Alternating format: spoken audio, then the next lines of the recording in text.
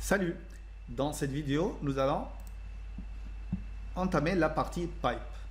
Donc, si on regarde, déjà avant de regarder, je vais la mettre dans la partie in progress et on va voir ce qu'il faut étudier dans cette partie. Nous allons voir la définition d'un pipe, c'est quoi un pipe, comment l'utiliser, les validation pipes qui sont l'un des pipes les plus utilisés, vous allez voir quand, transformation des objets en utilisant un pipe, les validation decorators, c'est les décorateurs de validation, et les pipes personnalisés.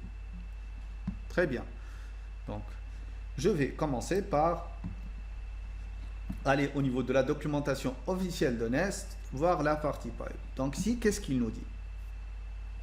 Il nous présente les pipes comme étant une classe annotée par at injectable. Donc on peut y injecter donc des services. Et on peut la provider. Et ces pipes-là, elles doivent implémenter le Pipe Transform Interface. Donc, ce qu'il faut savoir, que les pipes au niveau de Nest sont comme les pipes au niveau d'Angular. On a des pipes prêts à l'emploi et on a des pipes qu'on peut créer nous-mêmes.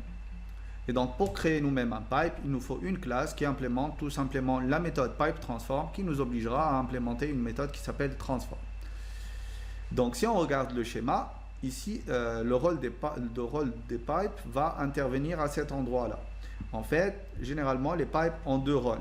La transformation, c'est-à-dire transformer les données d'un type à un autre type, ou bien les transformer la représentation, ce que vous voulez. Donc, par exemple, d'un string vers un integer, ou bien la validation. Voir est-ce que ces données-là sont valides ou non, par rapport à des règles que nous définissons. Donc tout ça se passera juste avant l'exécution de votre route handler. C'est-à-dire quoi? C'est-à-dire que Nest va appeler le pipe juste avant l'invocation d'une de vos méthodes. Ici, par exemple, si on est au niveau du add to do, juste avant d'exécuter ce corps de méthode-là, on va invoquer nos pipes à cet endroit-là. Là, exactement ici. D'accord? Donc c'est là qu'on va aller exécuter nos pipes. Donc comment on peut les exécuter? Par exemple, là, on peut appliquer un pipe à ce niveau-là. On va prendre un petit exemple tout simple en utilisant la méthode delete. Juste avant, on va revenir à la documentation. Donc, pour utiliser un pipe, c'est très simple. On va venir sur le paramètre que vous voulez piper et appeler le pipe que vous voulez. Donc ici, il nous dit qu'on a deux types de pipes, les built-in pipes et les custom pipes. Donc parmi les built-in pipes les plus utilisés, on a les validation pipes, les parsing pipes, les parse bool pipes. Donc ça c'est pour la validation, ça c'est pour transformer votre élément en un entier, ça c'est en booléen, ça c'est en array, ça c'est en UUID, c'est un unique ID, et ça c'est pour avoir une valeur par défaut de vos pipes. Donc on va tester le parse int pipe. Je vais commencer par la partie delete. Ici je vais juste faire un console.log de typeof ID. On va voir c'est quoi le type de l'ID qu'on vient d'envoyer. Donc je vais faire un clear, je vais envoyer une requête au niveau de mon delete et je vais voir ce qu'il me dit. Ah bah c'est un string. Ok, donc pour appliquer, pour transformer et arrêter d'envoyer un plus à chaque fois ici, on peut venir ici au niveau de notre delete to do et juste avant le paramètre qu'on veut récupérer, appeler le pipe qu'on veut. Donc ici, je vais appeler le parse int pipe. Et là, on va voir la magie. Donc ici, ce parse int pipe, qu'est-ce qu'il va faire? Il va aller récupérer cet ID là et il va le parser en un entier. Donc si on veut envoyer ça de nouveau, regardez ce qui se passe. Le type de mon ID, ça devient un number. Et donc, plus besoin de faire un plus à ce niveau-là.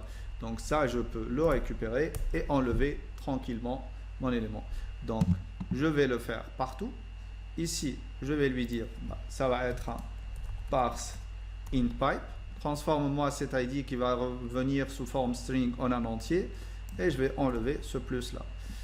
Où on a encore utilisé ça. Voilà, ici. Et là, je vais faire un parse int pipe et je vais enlever ce plus là.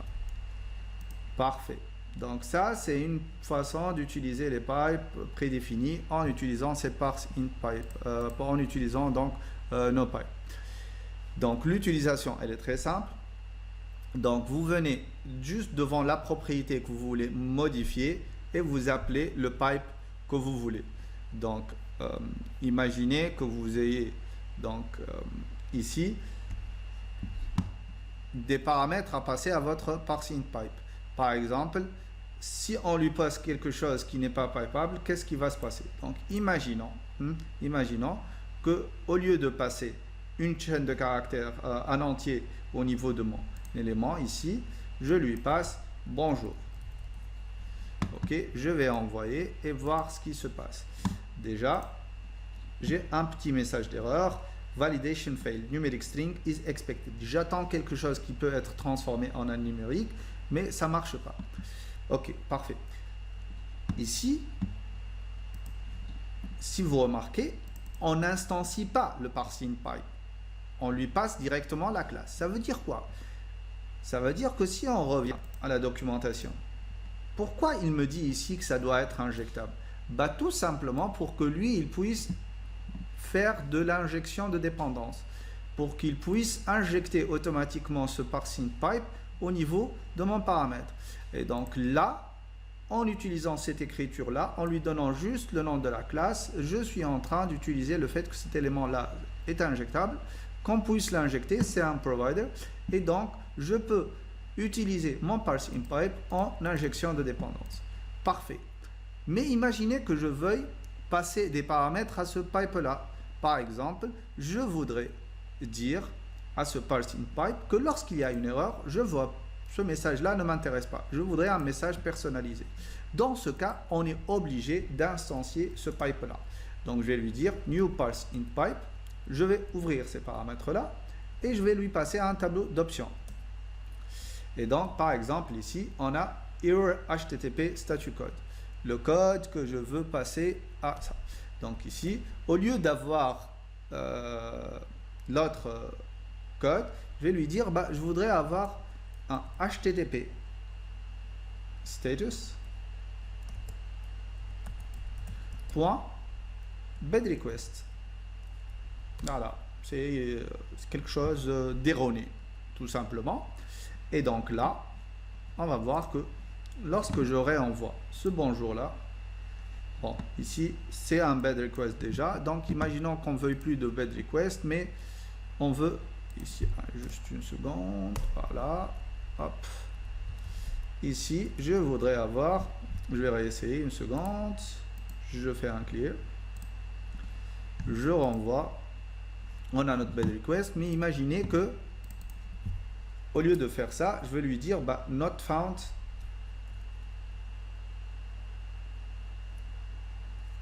Une seconde, voilà, not found. Je veux pas qu'il me dise bed request, mais je veux mettre un not found request parce que je ne veux pas que ça passe. Pour moi, c'est pas une URI correcte.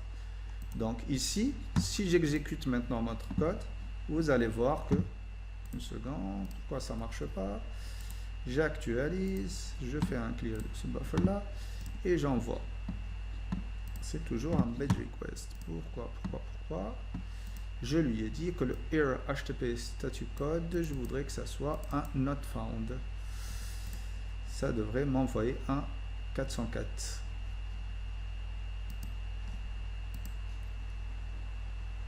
Ça, c'est le... c'est normal. Parce que ici, je travaille sur le get to do by ID. Ok. Donc, je vais aller juste tester le bon API. Donc, c'est ce get là. Et là, je vais lui dire / bonjour. Et j'envoie. Et là, j'ai un 404 not found au lieu d'avoir mon 400 habituel.